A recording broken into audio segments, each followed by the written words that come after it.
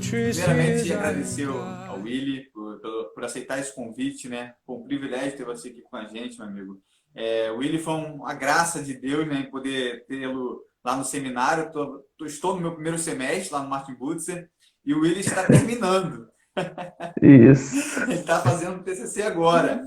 Então, Deus me agraciou em poder fazer esse primeiro semestre com ele. Eu acho que você tinha que cumprir esse primeiro semestre, né? E calhou da gente fazer junto. Então, foi a primeira e última vez que a gente esteve juntos, que nós No estivemos juntos no seminário, no seminário. seminário foi.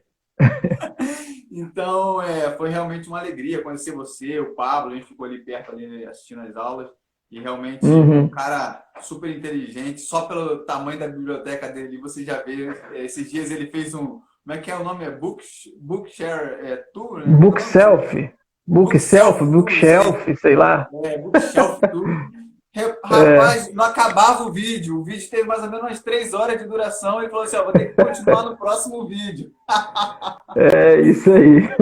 Pessoal, se vocês não conhecem o William, vocês têm que conhecer o canal Resenha Teológica. É fantástico, sabe? O pessoal acha que só existe review, né? Mas não. Esse É, canal do William é muito, muito bom, muito bom. Qualquer dúvida que eu tenho de algum livro, eu sempre dou um pulo lá, que eu sei que ele já fez alguma coisa bacana e também caminha por áreas, por outras áreas, né? Áreas da literatura brasileira, enfim, isso é muito legal. Parabéns pelo seu trabalho, meu amigo. Te agradeço mais uma vez aí por ter topado esse desafio, mas para você vai ser de letra, bem tranquilo. Uma área que muito me interessa a minha esposa, interessa a todo mundo aqui. Assim, uma área que eu não tenho tanto conhecimento, eu não tenho conhecimento, que eu preciso realmente. Estou aqui para aprender com você e para ser instruído de acordo com a sua disponibilidade, enfim, com a sua generosidade, digamos assim. Obrigado mais uma vez, cara.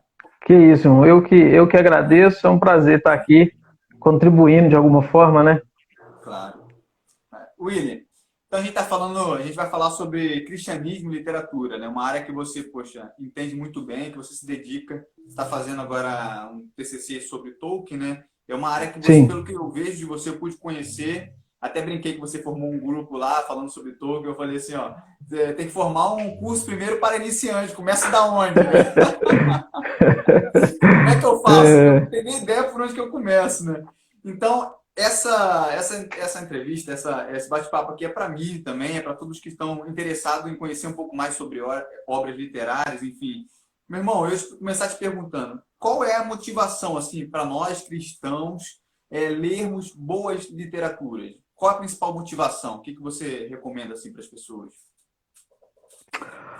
olha, Michel, eu penso da seguinte forma: a gente, como cristãos, nós somos servos de Deus, né?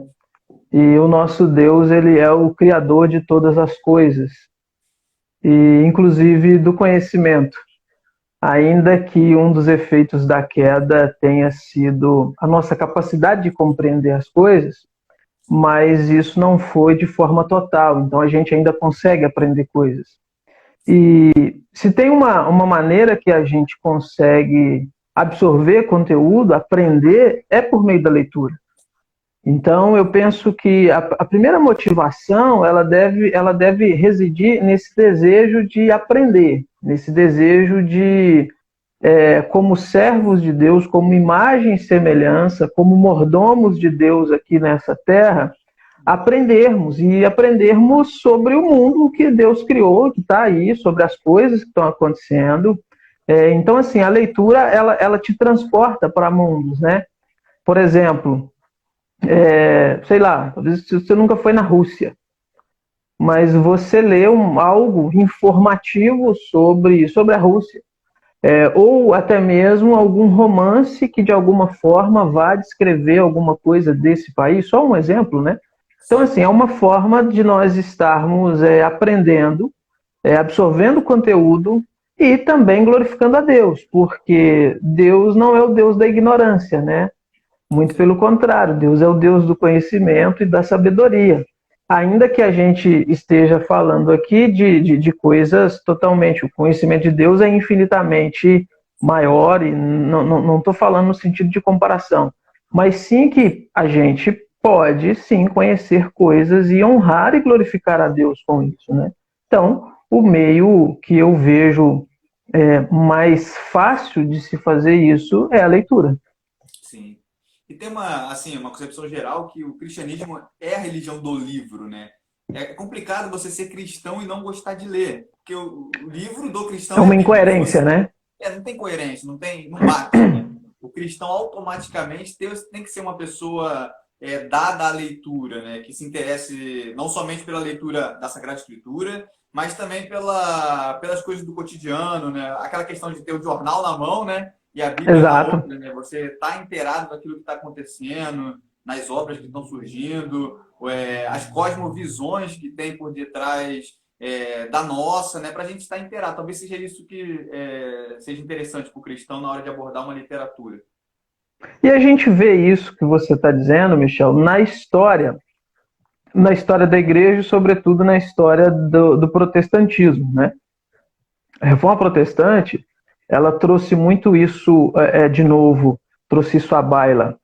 Se você pegar, nós temos aí grandes universidades que foram fundadas por cristãos reformados, com essa mente, então, de levar conhecimento para as pessoas, entendendo que, sendo o povo do livro, sendo o povo de Deus, então, disseminar conhecimento é uma forma de glorificar a Deus e automaticamente fazer as pessoas, contribuir para que as pessoas consigam interpretar melhor a escritura, ler melhor a escritura, né? Porque, de novo, concordando com o que você está dizendo, a Bíblia, num certo sentido, ela é um livro como um outro livro qualquer. Você tem ali gênero literário, você tem questão gramatical que precisa ser levada em conta, contexto, igual qualquer outra coisa, né? Então, tá ligado, né?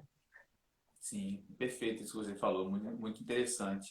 E ainda dentro dessa concepção, né, para o cristão assim, escolher uma obra literária, ele precisa seguir alguns requisitos, alguns padrões. Como é que o cristão lidar com isso na hora da escolha, de pegar, de coletar uma boa história, uma boa obra de ficção, enfim? Olha, Michel, eu penso que o cristão ele pode ler de tudo. Não só pode, como deve ler de tudo. Eu não creio que exista um gênero específico, um tipo específico de literatura que seja para cristão. O que a gente pode dizer é que existem certas coisas que não são prudentes ao cristão. Então, por exemplo, a gente tem na literatura alguma parte da literatura que tem contextos muito de um apelo sexual muito grande, né? Não chega a ser pornográfico, mas de um apelo sexual muito grande. Então, eu penso que esse tipo de coisa não vai edificar em nada, não vai glorificar a Deus em nada. Então, é um tipo de leitura, um tipo de literatura que pode ser descartada. E em alguns casos, talvez o termo correto deveria até ser deve ser descartado, né? Por quê? É uma coisa que vai gerar pecado, vai acender aí desejos e coisas pecaminosas. Agora, tirando isso, meu irmão, poxa, existe uma vastidão literária aí que a gente pode, como cristão, usufruir dela. Então, assim, não penso que existam estilos, que existam gêneros específicos. A gente consegue, sim, aprender com tudo, mas tendo esse filtro. Olha, isso daqui... Porque pensa, por exemplo, você começa a ler um livro durante a leitura você começa a ver então que aquilo ali não está te edificando em nada, que aquilo ali ao contrário está te levando a coisas erradas e pecaminosas, então pare, né? Pare e não siga adiante naquilo. Agora, tirando isso, em questão, pensando especificamente em gênero literário, literatura brasileira, literatura estrangeira, vamos pensar aí nos clássicos, né? Poxa, os clássicos que são maravilhosos. Você tem aí os clássicos gregos, Odisseia, Ilíada, você tem Dante, você tem Shakespeare, você tem... Rapaz, é uma coisa que Em 2 vidas a gente não dá conta, né? Então, leia de tudo. E é interessante que a gente vive num mundo, principalmente nós cristãos, né? Século XXI, a gente vive num mundo dicotômico, né? Entre o sagrado e o secular. E isso acaba fazendo com que muitas pessoas entendam que só podem ler aquilo que tem um viés evangelístico, né? Ou um É, viés biblístico, né? Alguma coisa que tenha mais dentro do contexto das escrituras. Não, tem que ter algo evangelístico ali para que o cristão seja habilitado ou seja permitido para o cristão. Isso aconteceu muito com cinema, aconteceu muito com, enfim, você tem que fazer alguma coisa e colocar um gospel do lado, colocar ali um Jeová Jireh, alguma coisa que que remeta, né, ao evangelho ou a Jesus ou a Deus, enfim. Se isso não tiver, na verdade não é válido. Isso também não tem nada a ver, né? é o gueto, né? O famoso gueto, né? Os cristãos, alguns, num certo momento aí, eles se fecharam dentro de um gueto. Eles criaram o seu linguajar próprio, eles criaram a sua indumentária própria, e dentro desse gueto não pode entrar nada que não tenha Jesus na capa. Sim. Isso é um problema. Isso é um problema porque, usando o termo que você colocou, cria-se uma dicotomia. Sim. Se a gente entende que Deus, ele é o Deus criador de todas as coisas, se a gente entende que o Senhor, ele governa sobre todas as coisas e que, em um certo sentido, a gente consegue aprender coisas nessa vastidão, então não tem por que fechar. Até porque, eu vou te ser bem sincero, existe muita coisa hoje desse meio gospel, desse evangelicalismo aí, que eu diria, não leia isso de jeito nenhum. Exatamente. Não leia isso de jeito nenhum. Então, assim, a título de exemplo, eu diria, leia um, um Tolkien, que Sim. alguns ainda têm uma certa visão errada sobre isso. Leia um Tolkien, não leia um Benihim, né? Não leia um Benihim, que dentro desse gueto de alguns aí talvez entraria, né? Leia um Machado de Assis e não leia, sei lá, um Kennedy Reagan e algumas coisas desse tipo, sabe? Porque não é porque vem com esse nome Jesus na capa, Por esse que pessoal todo da é sagrado. prosperidade aí, né? Murdoch, enfim, Miles Moore. Não, não perca tempo, não perca seu tempo. Leia um jornal, sei lá, leia qualquer outra coisa, porque isso aí só vai te atrasar e trazer prejuízo. Só vai te atrasar, é verdade. Pô, muito bem colocado, cara. Muito bem colocado. E ainda dentro dessa ideia, né?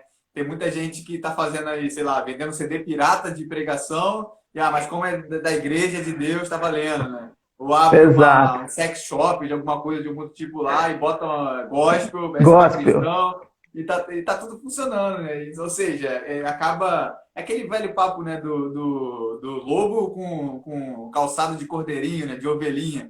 Na verdade, o que vem de dentro acaba sendo pior, né, cara? As grandes heresias, os grandes dilemas da igreja sempre foram em conflitos internos, né? As questões externas sempre foram mais fáceis de lidar. Exatamente, exatamente. É porque, de novo, esse título, então, cristão, como se criou essa dicotomia, a pessoa já tem a mente dela programada Uhum. para entender, isso daqui é secular, Sim. isso é secular, isso daqui é sagrado, isso é secular, isso daqui é sagrado. E assim, penso eu que em várias outras áreas, mas sobretudo na literatura, isso é um empobrecimento muito grande. Né? Isso é um empobrecimento muito grande, porque, de novo, tem muita coisa que vai vir então com esse Sim. rótulo aí gospel que não Na música é serve a para mesma nada. coisa, William. Na música é a mesma coisa. Tem muita música gospel que é do diabo e muita música do mundo, chamada do mundo, que é de Deus, cara. Assim, então, é aquilo, né, cara? Se for bom, é boa arte, poxa, tem louvor nisso, é coisa que remete ao Senhor, ao Deus Criador, poderoso, que Deus, o grande artista, né? Isso é de Deus, né? Agora tem muita coisa feita com Sim, nome cristão que, na verdade, é do diabo, enfim. Sim, por exemplo, você está aí atrás de você e tem um quadro, Sim, uma obra de arte. E as pessoas, talvez, muitas pessoas, não entendem que você pode apreciar uma boa obra de arte e glorificar a Deus com isso, e isso está glorificando a Deus.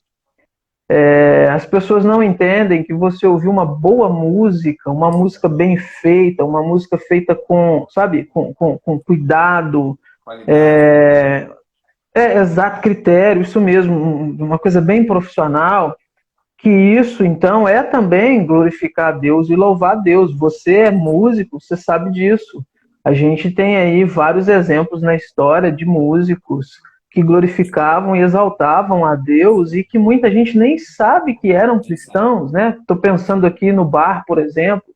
Pô, Muita gente nem sabe que Bar era cristão, pensando na pintura, Rembrandt e vários outros aí. Então, assim, tem muita coisa na arte no geral, literatura, sim.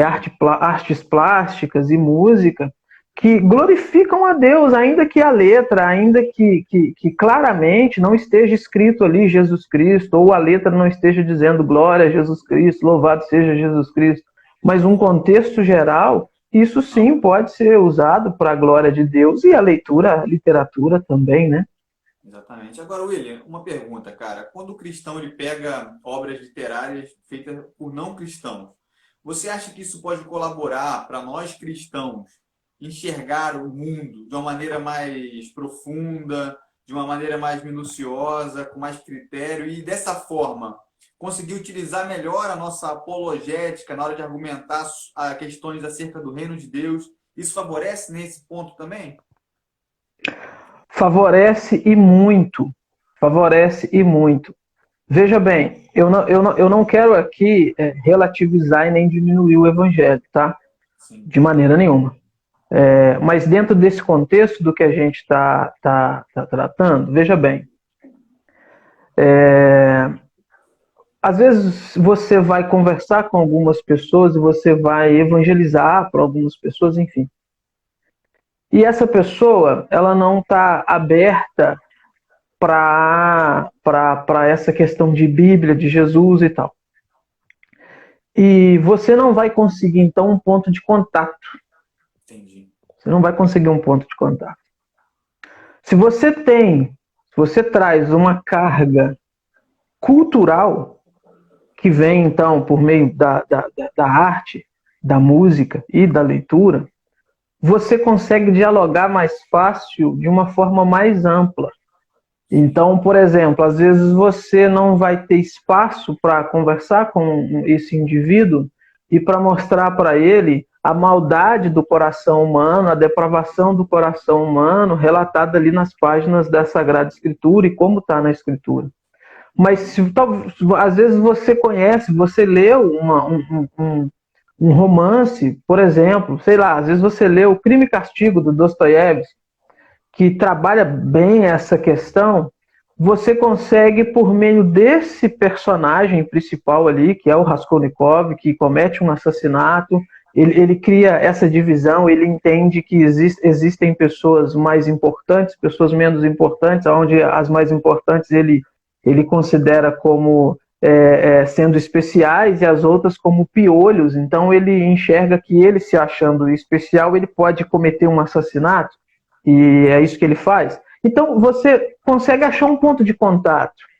Você consegue com isso, então, conversar com essa pessoa, achar esse ponto de contato e mostrar para ela que essa questão, então, de maldade do homem, de depravação, ela está, então, ainda que não tão claro como na escritura, mas você encontra ela na literatura, você encontra ela nas artes. Então, com esse ponto de contato, você começa a conversar, você abre um diálogo. E aí é muito bacana que quando você abre o diálogo e você começa, então, ali com essa conversa, enfim, você chegar lá na frente e mostrar, olha, tá vendo isso daqui, então, que o Dostoiévski colocou nessa história dele? Olha o que a Bíblia diz sobre isso. é. Entende? Quando a pessoa percebe, você já está levando ela para a Escritura Sagrada e está mostrando para ela que o mundo, então, num certo sentido, ele reflete isso, né? O mundo reflete isso que a Bíblia trabalha de forma pontual e clara. Então, poxa, respondendo a sua pergunta, diretamente sim. A literatura, ela nos ajuda a enxergar o mundo e ela nos ajuda a criar, então, esse ponto de contato para apologética, para evangelização, enfim, para as diversas áreas aí eclesiológicas. Isso é interessante, cara, porque muita gente, a meu ver, erra nesse ponto, porque já chega, digamos assim, com os dois pés no peito, né? Sem procurar uma abordagem, aquilo que há de comum entre os seres humanos. O ser humano, Sim, ele é puramente, intrinsecamente religioso, né? Já diria sim, Calvino, né? O senso do sim, divino está em todo ser humano.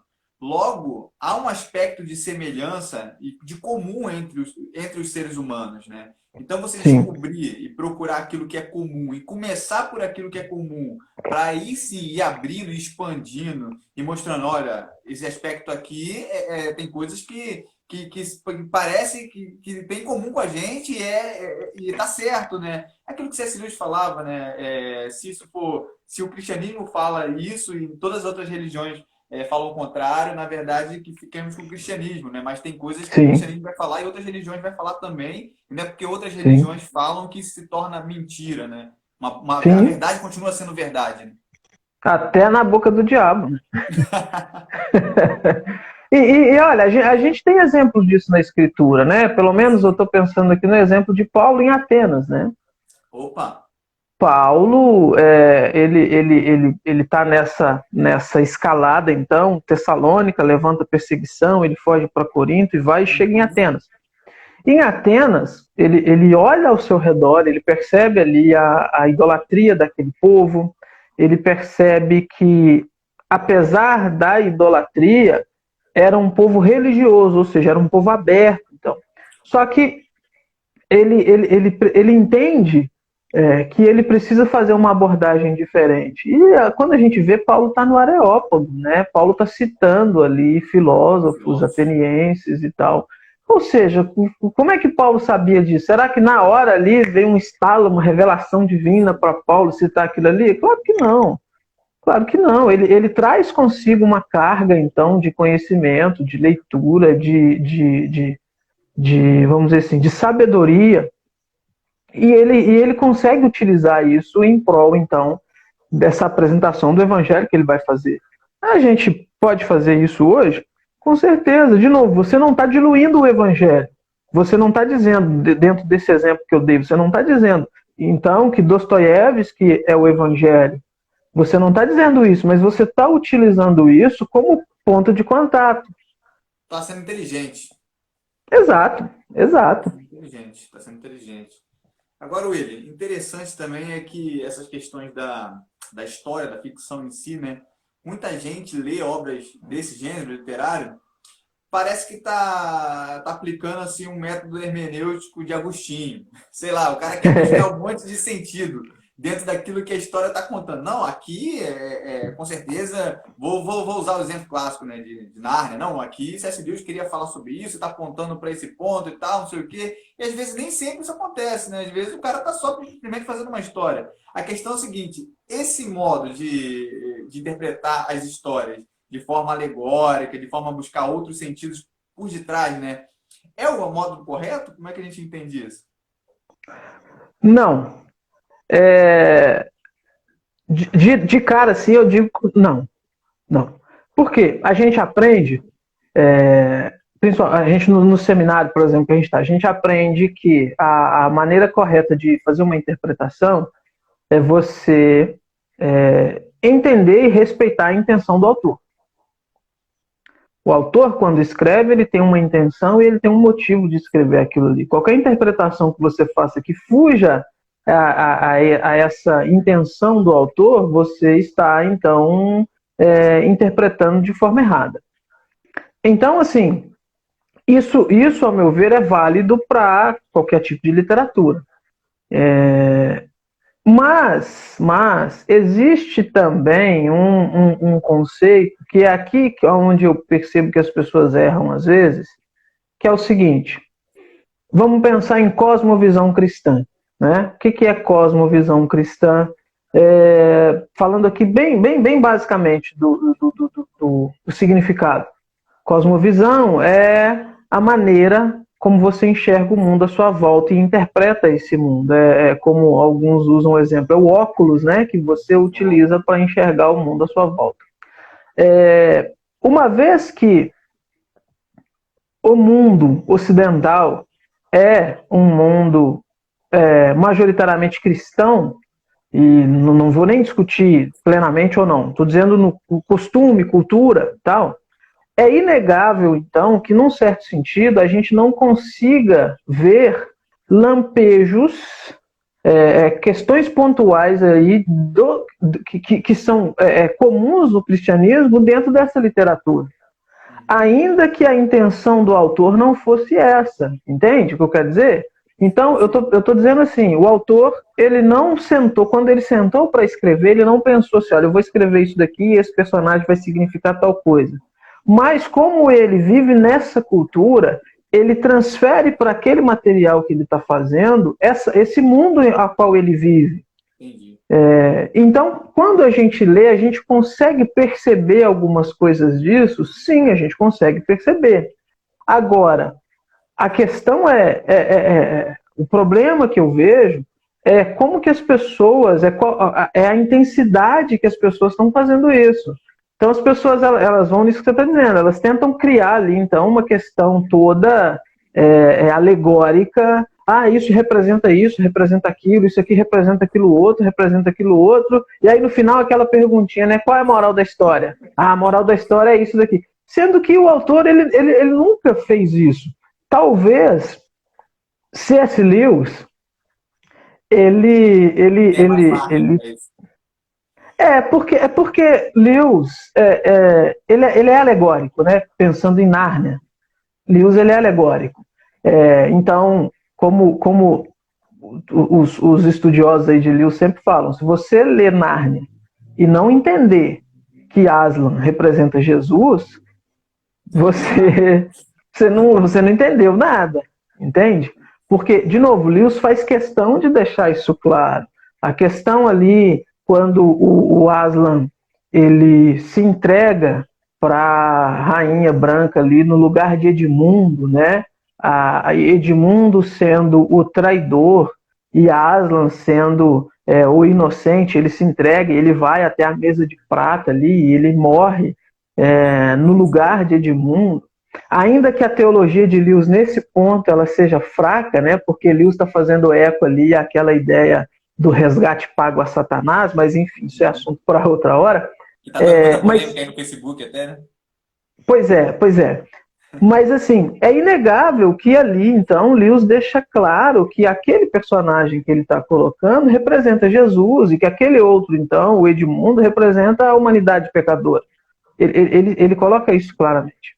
Agora, eu não posso, então, por exemplo, sei lá, vamos pensar aqui num outro tipo de literatura. Ler Harry Potter, fui para outro oposto, né? Mas enfim, ler Harry Potter e tentar achar, então, uma representação cristã para Hermione, para o próprio Harry, para aquele que não pode ser nomeado e tal. Não tem como fazer isso, porque a autora, quando escreve, então, a sua obra, em momento algum ela tem essa ideia, né? Ela tem esse objetivo. Então se faz muito essa confusão. E essa ideia também de sempre procurar a moral da história, isso é resquício desse tipo de interpretação, então, medieval, né? Qual que é a moral da história nisso daqui? Às vezes não tem moral, às vezes o camarada ele só escreveu, ele sentou, ele está com uma história na cabeça ali, ele escreveu, e sim, na sua leitura você vai perceber então algumas coisas e vai conseguir tirar algumas coisas, obviamente, de novo, por causa dessa questão de cosmovisão cristã. O autor ele não é isento de pressupostos quando ele vai escrever a sua obra, né? Então, exatamente. Mas usar isso então como método interpretativo e E sei lá, e para tudo eu acho que é muito equivocado, muito errado. Você perde você perde, vamos pensar assim, o brilho da coisa, né? Você perde o deleite da obra tentando, fazendo essa leitura investigativa, né? Sim. Isso aí, cara, assim, pra mim, às vezes me faz soar muito burro, não sei, mas as pessoas sempre chegam assim com alguma. Dá pra me engasgar, mas as pessoas sempre chegam, cara, olha que fantástico isso aqui, aí é uma simples história, poxa, isso aqui remete a não sei o quê. Eu falo, cara, eu não consegui entender dessa forma, não consegui pegar. Eu falo, ou o cara é muito inteligente, ou eu sou muito burro, cara, não é possível. É, Então, isso para mim é, é sempre aquele passo. Isso também acontece com os livros bíblicos, né? Principalmente de contextos literários históricos, né? Então, eles, sim, gêneros literários históricos, né? Acabam sim. fazendo o mesmo tipo de ideia, essa ideia alegórica. Mas, enfim, cara. Mas uma coisa que eu ia te perguntar é que esses princípios, né? Ou essas coisas que a gente tira para nossa vida, né? Na verdade, isso acaba acontecendo, né? Isso acaba acontecendo de uma forma ou de outra. Você querendo ou não, você acaba tirando princípios das histórias. A questão é Sim. como isso deve ser feito de maneira saudável, assim, tirar princípios bacanas, mas que não extrapole aquilo que o autor quis dizer. Muito boa sua pergunta. Eu acho, Michel, que assim, isso deve ser feito de uma forma bem mais simples do que as pessoas pensam, tá? Uhum. Então, vamos pensar de novo, deixa eu retornar no exemplo que eu dei do Dostoiévski, lá no Crime e Castigo com Raskolnikov. Eu li, então, vamos pensar, o indivíduo leu lá a história, leu o livro, e no final, então, ele agora ele vai dizer assim, tá, o que que esse livro, o que que eu posso aprender com esse livro aqui?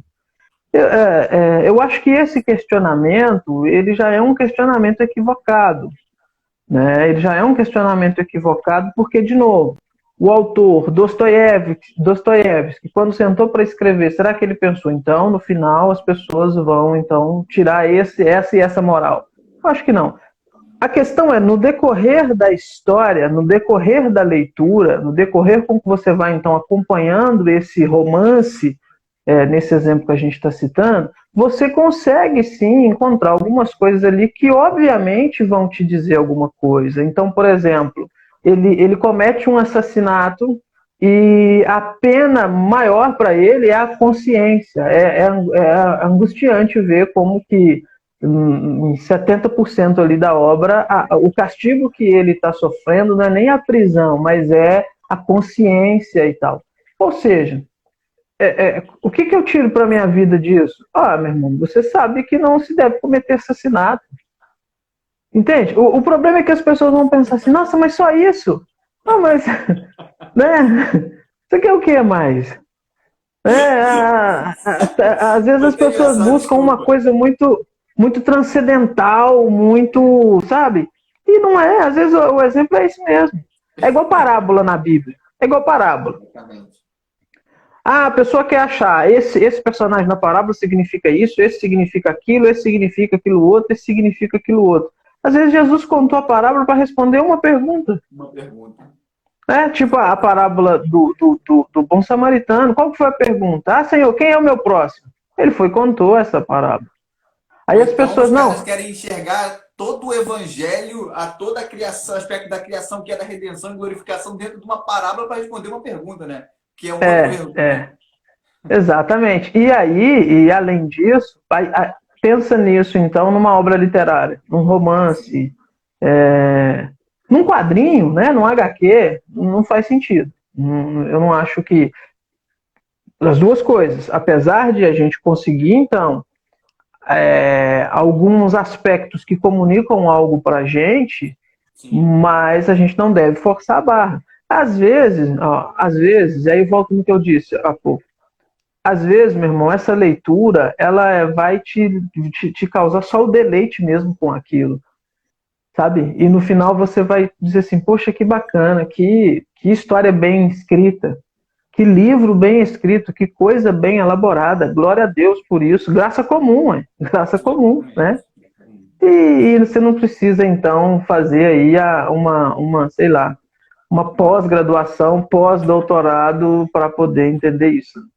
Então, você falou até de parábola, eu acho engraçado porque isso acontece muito com escola bíblica dominical, em pais ensinando aos seus filhos, né? Eles pegam histórias do cotidiano, enfim, né, folclórica ou coisa assim, e acaba tentando ensinar aspectos do evangelho parabolizando aquela história, né? Falando, isso aqui, pensa que isso é Cristo, aquilo é aquilo outro, né? Começa a pegar histórias tentando fazer aquilo na linguagem da criança, né? A gente teve aqui agora recentemente a Simone Quaresma falando da influência da arte na criação de filhos. A gente acabou não tocando nessa parte de literatura, mas falando muita coisa sobre cinema, enfim. A ideia é o seguinte, cara, essa concepção na hora de ensinar a crianças, parabolizando histórias, né? E no final sempre tirando aquela ideia que você falou aí, né? Qual é a moral da história, né? Isso é correto? Tu acha que isso é louvável, é frutífero? Olha, dadas as devidas proporções, eu acho que sim. Por quê? A criança, ela é muito movida pela criatividade. É muito movida pela criatividade. Então, para uma criança, uma coisa é você dizer para ela assim, olha, isso é isso. Você vai dizer, ela vai entender, beleza. Agora, quando você consegue achar uma ilustração para poder mostrar essa mesma coisa, e sem ser tão direto, mas trabalhando essa ilustração, você está estimulando, então, a criatividade da criança. E então, você vai levá-la a aprender de uma forma mais eficaz, né? Aprender de uma forma mais eficaz. Então, assim, você pode contar histórias, você pode achar uma literatura infantil que tem, assim, essa questão de moral da história. De novo, dadas as devidas proporções, né? E aí, assim, sem querer ser crítico demais, mas você citou a questão de escola dominical. Às vezes a gente erra nessa questão de escola dominical, até mesmo por uma falta de bagagem literária extra-bíblica, e a gente tenta importar, então, esse incentivo à criatividade dentro de histórias bíblicas que não são feitas para isso. Então, eu vou te dar um exemplo. A gente, às vezes, quer contar a história de Davi para a criança de uma forma muito bonitinha, de uma forma ilustrativa, e no final quer enfiar uma moral da história ali que o texto não quer dizer. Então, ao invés de ensinar, ao invés de contribuir, você está fazendo o trabalho oposto, onde você então poderia pegar uma história extra-bíblica, nesse contexto aqui, e ilustrar melhor esse conceito que você quer passar para a criança. Tá entendendo o que eu quero dizer? Entendi, você não precisa deturpar. Se você utilizar a história bíblica, você está matando toda aquela hermenêutica saudável que ela poderia criar, né? Aí, às vezes, até quando você se torna adulto, você fala, pô, mas isso aí eu nunca aprendi assim, nunca tinha visto dessa forma. Não é isso que você está falando? Exato. Então, às vezes, você pode utilizar uma história mesmo, que vamos dizer assim, não fala de Jesus, não fala Deus e tal, mas que essa história, ela foi produzida para isso, do que você deturpar um texto bíblico para tentar levar essa mesma verdade, né? E, de novo, aí a gente volta na questão que a gente estava discutindo anteriormente, a questão de você, então, ter uma bagagem literária até mesmo, e criativa também, para fazer isso, né? Então, assim, é válido utilizar a literatura para ensinar a criança? Totalmente. É válido conseguir, então, essa questão de moral da história para as crianças? Totalmente. Mas desde que o material que você esteja usando, ele tenha isso como objetivo. Senão você está sendo, vamos dizer assim, você está falhando com o autor. Exato, você não está sendo honesto. Exato, com o autor. Você falou até essa questão aí do estilo literário, né, que as histórias possuem. Essa questão do estilo literário, ela também contribui para a gente, né? Aí agora eu vou falar de modo geral, a interpretar melhor a Bíblia Sagrada, né? Sim. Por quê? Vamos pensar. E aqui, assim, eu tenho talvez um exemplo bem básico e direto para isso. Será que a gente interpreta os Salmos Da mesma forma, do mesmo método que a gente vai interpretar cartas paulinas? Uhum. Tá claro que não, né? Tá claro que não. Então, por exemplo, como é que interpreta hoje, utilizando o mesmo método das cartas paulinas, que tem o seu aspecto ali normativo para a igreja?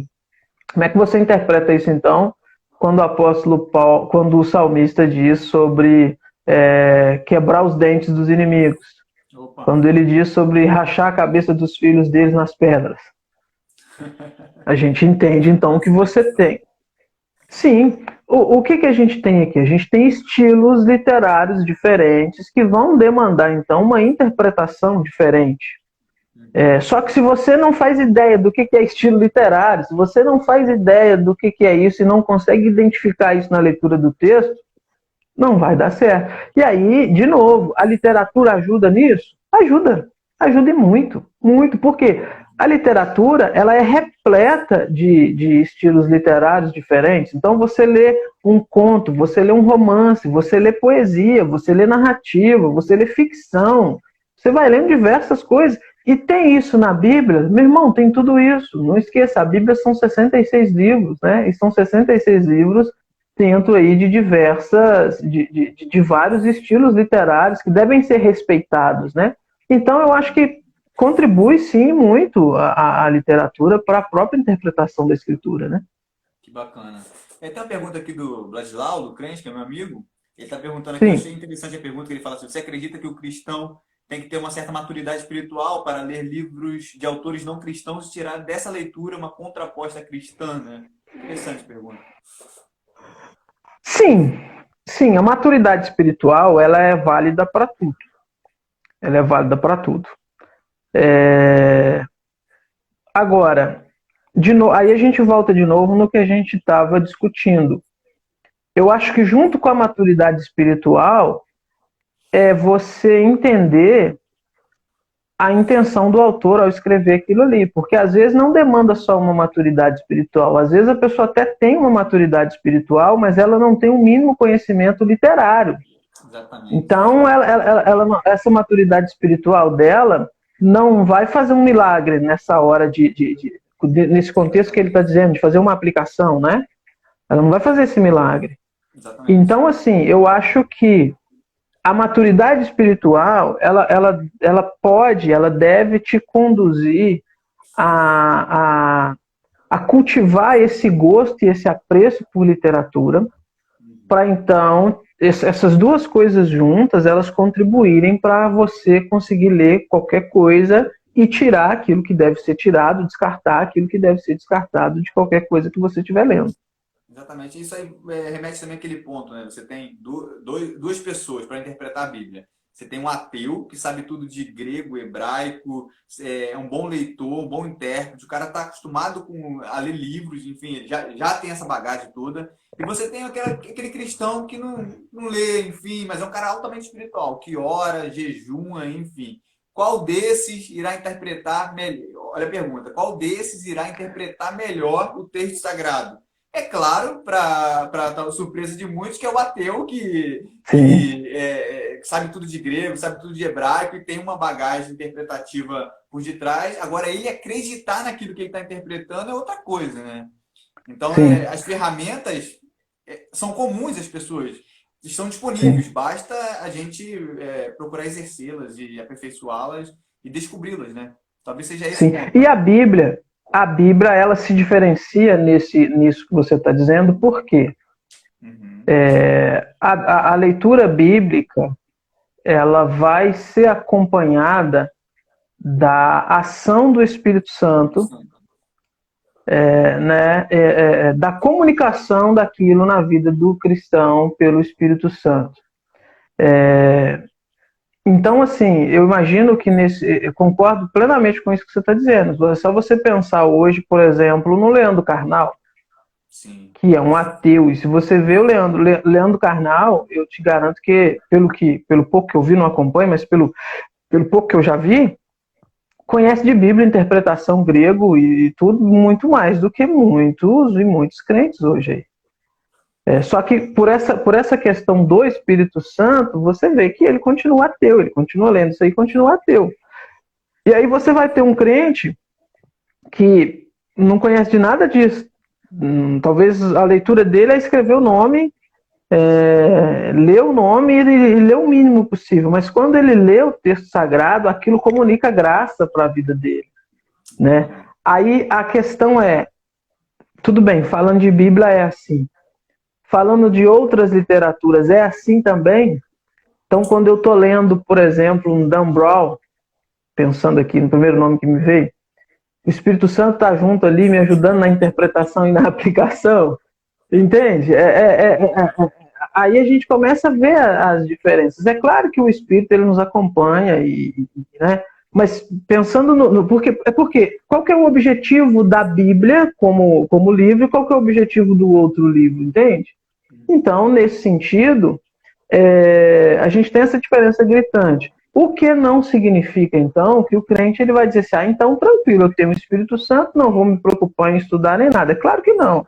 Você tem que pensar numa coisa sem descartar a outra, né? Exatamente, cara. Pô, perfeito a sua colocação.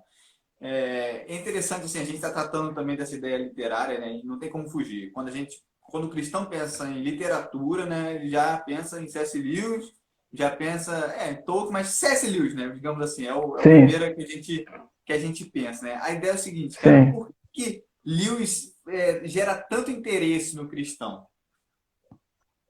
Interessante, cara. Olha, assim, eu não sou um profundo estudioso de C.S. Lewis, mas o que eu percebo de Lewis é que o C.S. Lewis ele consegue dizer coisas profundas de uma forma muito simples e de uma forma muito direta. Até mesmo se a gente pega o contexto de vida que Lewis vem, Lewis era um acadêmico, né? Lewis era professor em Oxford. Lewis ele trabalhava com essa questão, então, de literatura, inclusive. Traduzia obras e tal.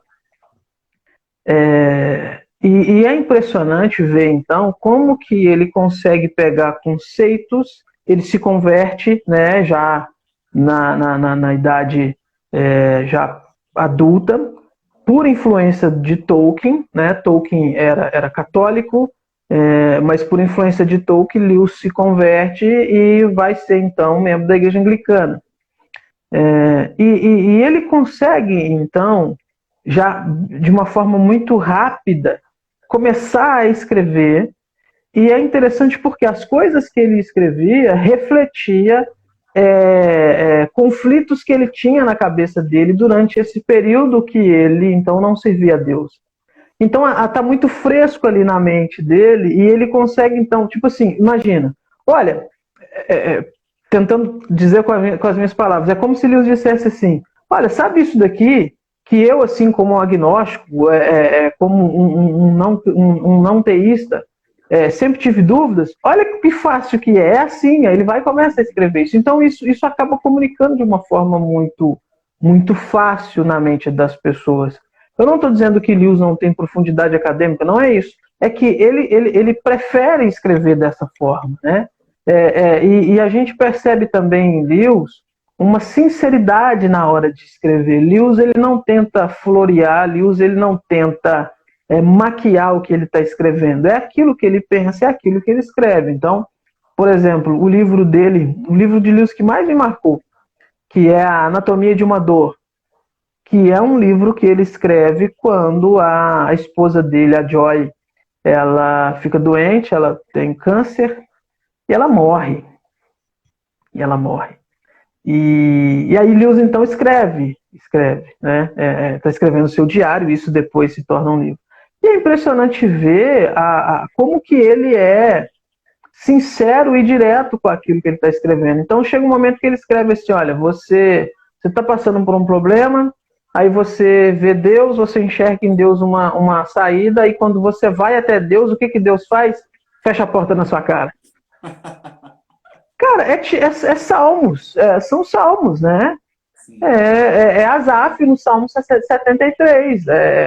analisando a vida dele, a vinda dos ímpios e dizendo, ó, eles estão melhor do que eu, eles estão bem melhor do que eu. E olha que eles nem servem a Deus. Né? Prosperidade. Exato. Exato. E é legal a gente ver como que, então, essa escrita de Lewis, ela vai caminhando e, no final, a gente tem um Lewis que entende, então, quem é Deus, como que Deus está agindo. E o mesmo Lewis que falou de porta na cara há alguns capítulos antes, agora ele está falando e está reconhecendo Deus no controle dessas coisas, né? Eu acho que isso é muito... É muito povão. Entende o que eu quero dizer com povão? Muito acessível. É acessível, exato. Não é aquilo que a pessoa está lendo, ela precisa. Poxa, deixa eu ir no dicionário aqui ver o que significa essa palavra. Entende? A pessoa lê, poxa, realmente, vamos pensar, quem nunca pensou isso? Quem nunca pensou assim, poxa, eu estou orando e não está adiantando nada.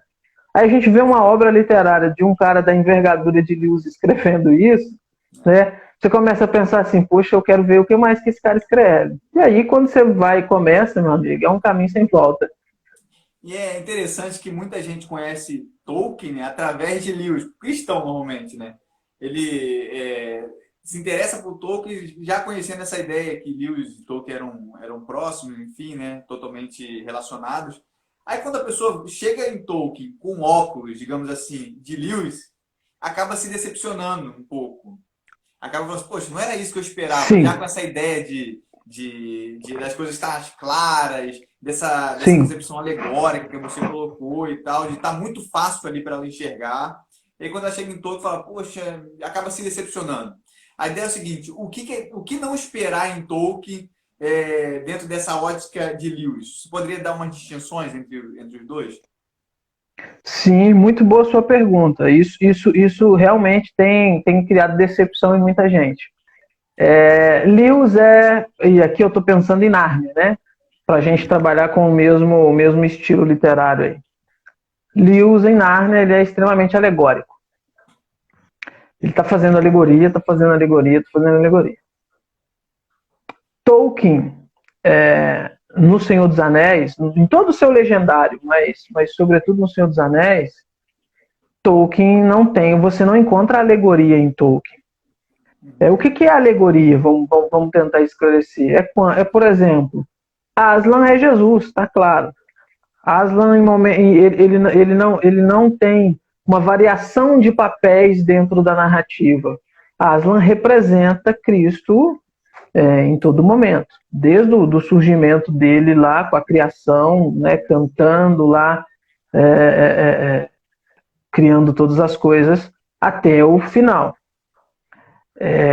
Em Tolkien, como Tolkien não é alegórico, e o próprio Tolkien escreve contra a alegoria, no Prefácio dos Anéis, ele mesmo diz, você tem um livro que chama Cartas de Tolkien, onde ele vai deixar bem claro que ele não quer fazer alegoria.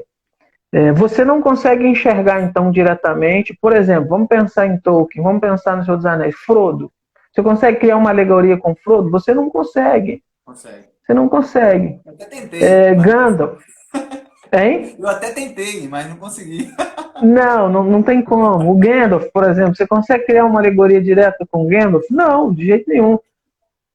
Mas aí vem aquela carga de cosmovisão cristã que eu falei agora há pouco, que o autor, ainda que ele não está sendo alegórico, mas ele está escrevendo sobre essa influência dessa cosmovisão. Tolkien é católico.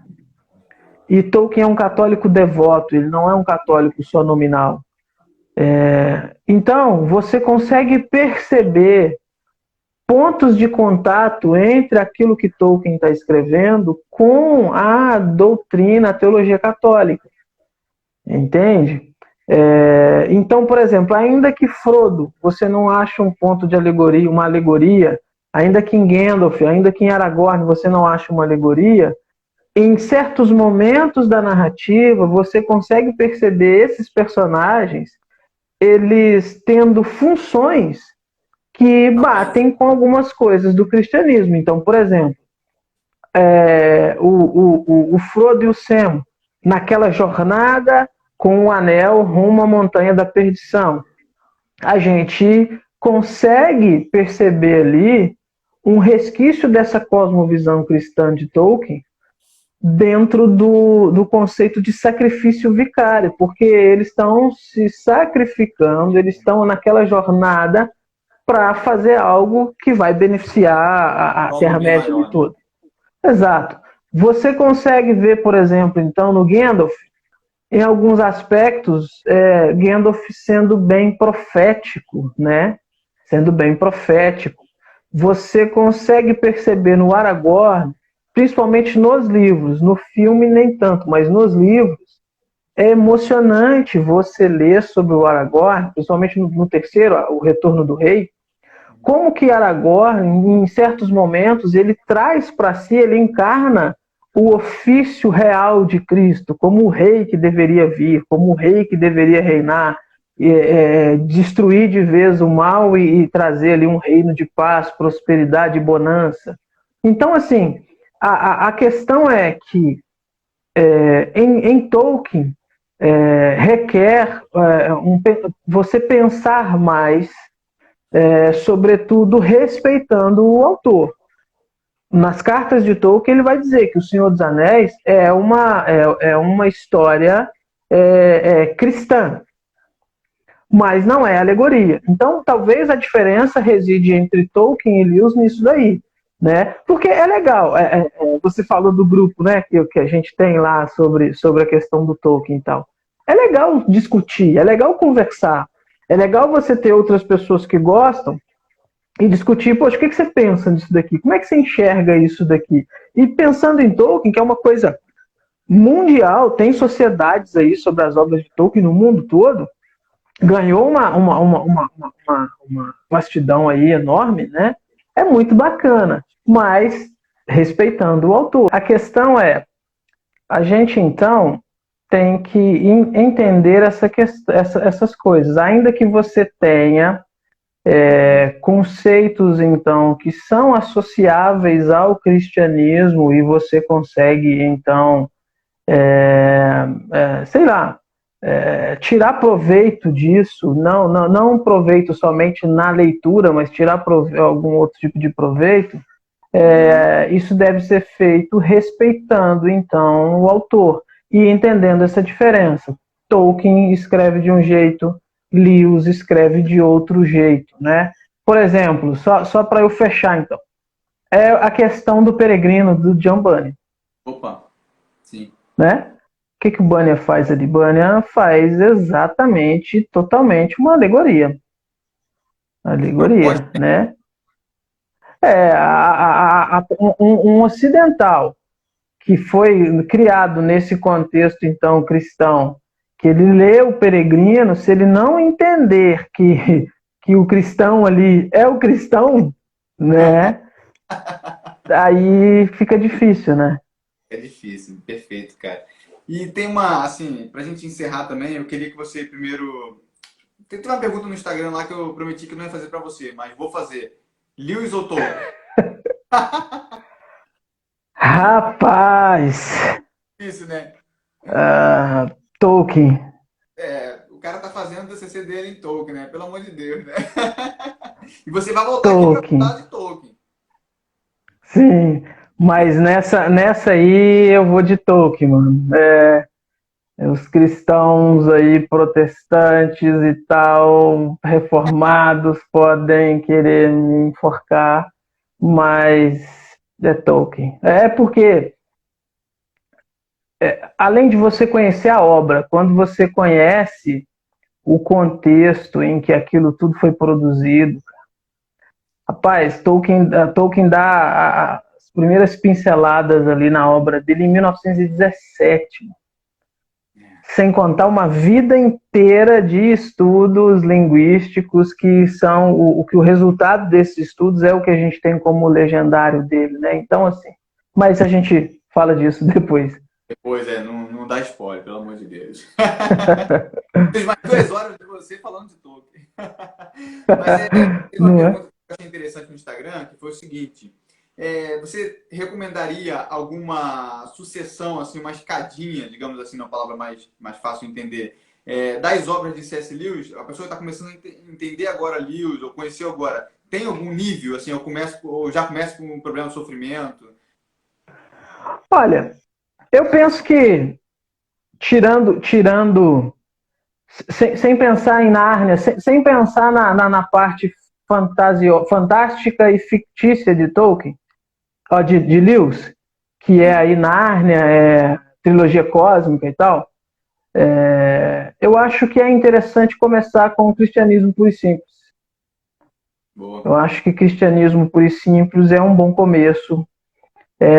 Pode-se dizer aí que você vai ser bem introduzido ao pensamento de Lewis, passando depois para as cartas de um diabo e seu aprendiz também é muito legal, apesar de algumas pessoas se assustar com o título, né? Mas é um trabalho fantástico que Lewis faz ali. E aí, depois disso, eu acho que as demais obras, elas, pelo menos a meu ver, elas não vão necessitar de uma sequência. Requisito. Você, depois desse início, depois dessa introdução com o cristianismo puro e simples, principalmente, você consegue ir lendo aí tranquilamente o que vier dele, né? Porque depende muito do que se quer. Por exemplo, Lewis tem 2 livros que ele escreve sobre crítica literária. Então depende como que o que a pessoa está procurando em Lewis, né? É um livro que você vai ler ali, onde cada capítulo é ele fazendo uma crítica de alguma obra. Então tem obra ali que às vezes a pessoa nunca nem ouviu falar. Então é interessante ter essa pesquisa prévia antes até mesmo de comprar, principalmente se os seus recursos estiverem limitados aí para comprar, né? É interessante fazer essa pesquisa. E com relação, assim, só a falta de curiosidade mesmo, dessas traduções que agora tem nova, né, da Thomas Nelson, que refez toda essa tradução, que era antes da Martin Fontes. Tu acha que mudou alguma coisa? Tem alguns aspectos? Eu vi muita gente falando assim, ó, agora você vai entender Lewis melhor, né? Muita gente falava que, tem muito aspecto arminiano nele ali, coisa que eu acho que é mais da questão da proposta dele, né, do que uma argumentação teológica em si, enfim.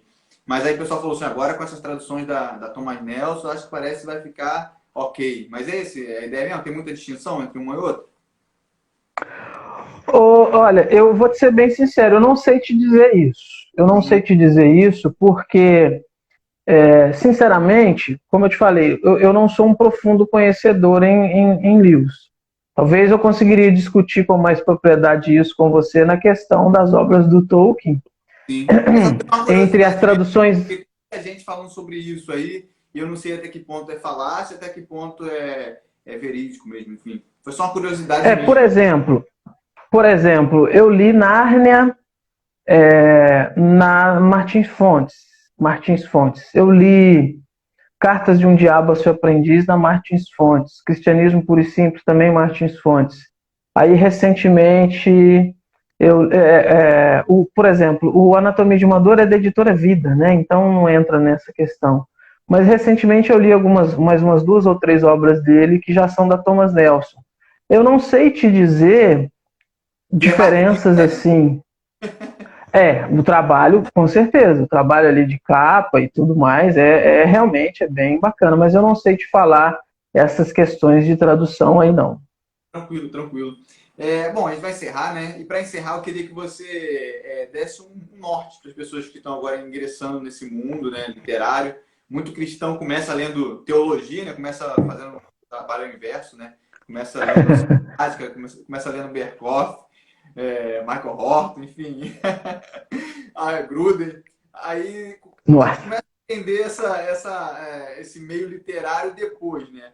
Você tem um norte, assim, qual é o caminho? Lewis é um bom início? Ou se você quiser partir para uma onda mais secular, digamos assim, perdoa a expressão, mas uma onda mais fora do Uhum. cristianismo, tem uma proposta, uma indicação, uma direção, seria a melhor palavra? Então, aí mais uma vez eu vou ter que transitar em caminhos não tão ortodoxos assim, mas eu diria o seguinte: se você não tem contato nenhum com leitura, se ler não é uma coisa que faz parte do seu cotidiano e você quer ingressar, comece com O Pequeno Príncipe, de Antoine de Saint-Exupéry. Começa com ele. Por quê? Por que esse livro? Porque é uma história fantástica, arrebatadora, e que vai te introduzir. Não adianta você querer, sei lá, você querer pegar um livro do Tolstói para ler, Ana Karenina. Você vai. Entende? Se você está iniciando agora, então comece assim, comece com isso. Leia o Pequeno Príncipe. É um livrinho curto, é um livrinho profundo e, assim, fantástico. Depois, leia alguma coisa de literatura brasileira. As pessoas, muitas pessoas, eu vejo nesse ramo literário, no nosso meio cristão, e às vezes elas deixam muito de lado literatura brasileira. Meu irmão, literatura brasileira vai afiar o seu português, vai te ajudar em diversos aspectos aí que, assim, poxa, não tem nem como dizer. Então, leia literatura brasileira, leia Machado de Assis, essa de Queiroz. Poxa, é rico. A literatura brasileira é uma coisa rica. Euclides da Cunha e tal. É claro que, mesmo dentro da literatura brasileira, você também tem alguns livros que são muito mais difíceis do que outros. Por exemplo, se eu pegar para ler Os Sertões, que mais de 100 páginas no início ali é uma descrição geográfica, a pessoa que não tem esse costume, então, ela vai dormir. Então, leia Vidas Secas. Vidas Secas, Graciliano Ramos, a história lá da cachorra-baleia e tal, sabe? Vá pegando essa coisa. Não tenha vergonha de começar por coisas simples, coisa básica, coisas que às vezes alguém vai olhar e dizer assim, poxa, mas você está lendo isso? Sim, é melhor do que não estar lendo nada, né? E aí, vá subindo, vá subindo. Eu diria que Lewis com Narnia é uma leitura bacana. É uma leitura bacana, é uma leitura suave, é uma leitura que nesse início também ela vem muito a calhar. Falando do Tolkien, que a gente falou, nunca li nada do Tolkien, quero ler Tolkien. O que eu deveria ler primeiro? Leio o Hobbit. Leio o Hobbit também, uma história leve, mas que vai te introduzir nesse mundo, nesse imaginário aí do Tolkien. Então, assim, eu procuro fazer isso e tem me ajudado muito. Eu procuro sempre escalonar minhas leituras entre literatura brasileira. Procuro sempre estar lendo alguma coisa da nossa literatura, que é a nossa língua, é nosso. E aí, pegando alguma coisa dos estrangeiros aí, literatura russa também, é legal, mas aí já é uma questão um pouco mais, já é um caminho, né, não tão fácil, mas é interessante você mesclar, não ficar também só numa coisa, né, não fica só também só em um estilo, só em um autor. E olha, gente, assim, hoje você não tem desculpa no sentido de acesso, tá? Os maiores títulos da literatura mundial, se você tem Kindle, você encontra no Kindle a 99 centavos, a 1,99, é uma coisa assim muito acessível. Eu não tenho Kindle, não tenho aparelhos, tem um tablet, dá para ler. Tem um celular, dá para ler. Tem um notebook, dá para ler. O aplicativo você consegue baixar em todos esses meios aí. Então, assim, é fácil. Tais livros são caros. Poxa, meu irmão, procura um sebo. Às vezes na sua cidade tem sebo, procura um sebo, compra um livro usado. Sabe? Mas, assim, de novo, o acesso à leitura na era que a gente vive, ele é muito fácil. O problema é que ele é deixado de lado. E sei lá, tem biblioteca pública. Tem biblioteca de escola. Você está no período escolar, escola provavelmente tem uma biblioteca. Eu comecei lendo, apanhei gosto por leitura, lendo na escola os livrinhos da série Vagalume. Era aquilo que eu lia na escola. Escaravelho do Diabo, o João Pé de Feijão, era tudo aquilo ali que eu ia lendo. Então, assim, isso vai te conduzindo a saltos maiores aí dentro da literatura, né? Pô, que bacana, cara. Que conselho bacana mesmo. Muito, muito legal mesmo. Willy, Obrigado, cara. E outra coisa, pessoal, vocês ficarem interessados aí pelas essas obras aí que ele citou, tem muita coisa lá no Resenha Teológica, né? Muita coisa. Sim, Muita coisa. Você vai sim, ter uma aba lá chamada Literaturas, né? Alguma coisa assim, né? Literatura em geral. sim. E ele Tá por vai playlists lá. playlist, você vai ver algumas resenhas dessas obras aí. Inclusive, minha esposa chorou aí, você fazendo aquele do. Esqueci o nome agora, dos judeus, né? É, que você fala. Ah, sim, do mouse? Isso, do mouse, isso mesmo. Cara, ela chorou, Sim. assim. Vladex Spiegelman, é.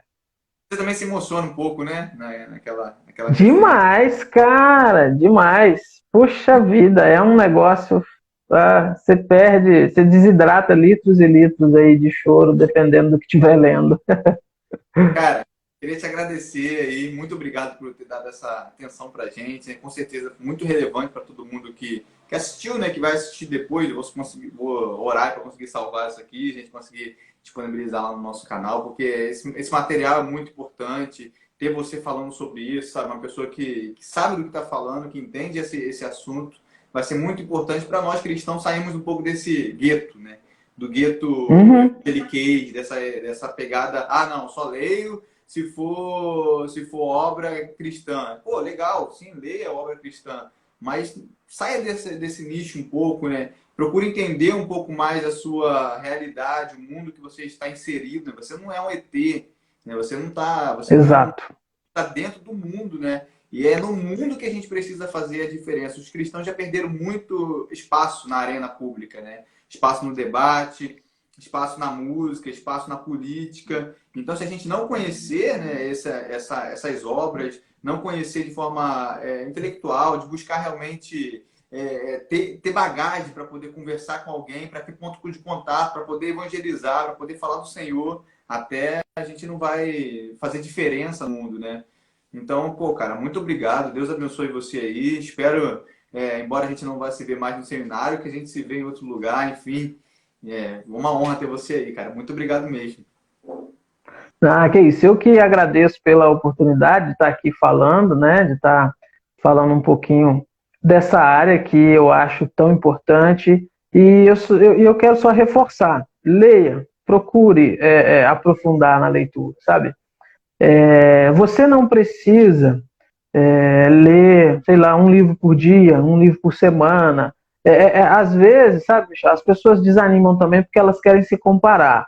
Então, às vezes elas vê sei lá, vê o fulano de tal, o professor tal, falando que lê um livro por um dia.